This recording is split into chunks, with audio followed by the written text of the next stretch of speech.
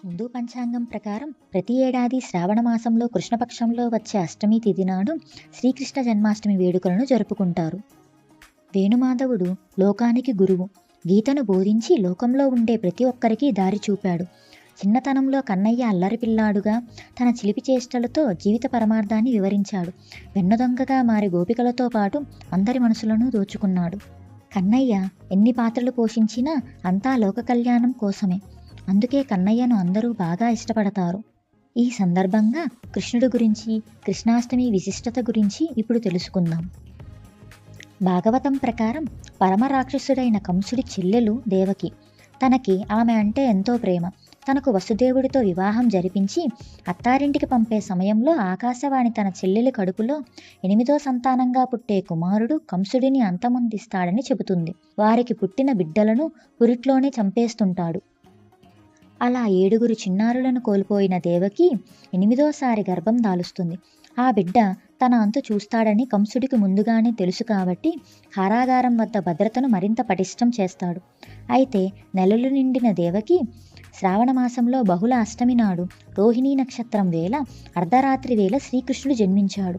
తనని ఎలాగైనా రక్షించాలనుకుంటారు దేవకీ వసుదేవులు. అదే సమయంలో ఆ చిన్నారి శ్రీ విష్ణుమూర్తిగా ప్రత్యక్షమై ఏం చేయాలో వివరిస్తాడు. వెంటనే వసుదేవుని సంకెళ్ళు తెగిపోతాయి. కారాగారం తలుపులు తెరుచుకుంటాయి. సైనికులు సొమ్మసిల్లి పడిపోతారు. ఆ బాలకృష్ణుడిని వసుదేవుడు బుట్టలో నిద్రపుచ్చి రేపల్లెకు బయలుదేరుతాడు. అప్పుడు దారిలో కుండపోతంగా వర్షం కురుస్తుంది. కన్నయ్యపై వర్షపు చినుకులు పడకుండా ఆదిశేషుడు పడగలా మారి గొడుగు పడతాడు. ఆ తర్వాత వసుదేవుడు యమునా నది దాటుకుంటూ వెళ్ళి రేపల్లె చేరుకుంటాడు. అక్కడ యాదవరాజైన నందుని భార్య యశోద ఆడపిల్లకు జన్మనిస్తుంది. అది గమనించిన వసుదేవుడు కన్నయ్యను యశోద పక్కన పడుకోబెట్టి ఆడపిల్లను తన చేతులతో తీసుకుని అక్కడి నుంచి తిరిగి కారాగారానికి తీసుకెళ్తాడు. అప్పుడు తన సంకెళ్ళు వాటికవే పడతాయి. భటులు మేల్కొంటారు. పసిబిడ్డ ఏడుపులు విని కంసునికి సమాచారం చేరవేస్తారు. ఆకాశవాణి చెప్పిన ప్రకారం మగబిడ్డ పుట్టాలి. ఆడపిల్ల పుట్టిందని, తన వల్ల కంసుడికి ఎలాంటి ప్రమాదం ఉండదని దేవకి ఎంత బతిమాలినా కంసుడు పట్టించుకోకుండా చంపడానికి ప్రయత్నిస్తాడు.